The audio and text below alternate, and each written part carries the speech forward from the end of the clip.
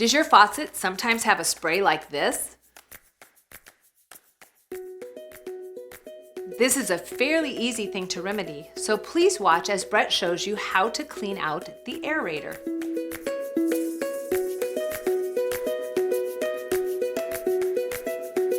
Hi, my name is Brett and I'm a trainee with At Your Service Plumbing, and today I'm going to show you how to clean an aerator. So you want a bowl to put above the drain so you don't lose any of the parts that go down there.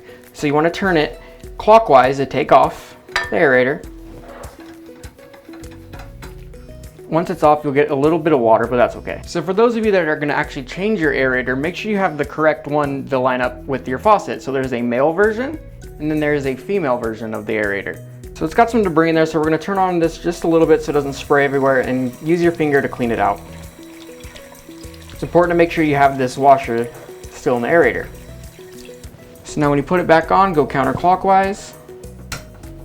Make sure it threads on nice.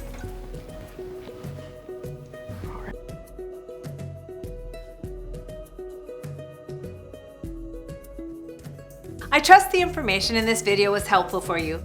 If you find at any time you either don't have the right tools, you don't want to make trips back and forth to the hardware store, or you just don't want to spend your valuable time doing this task, please give At Your Service Plumbing a call and ask to schedule your own personal plumbing professional to come and assist you.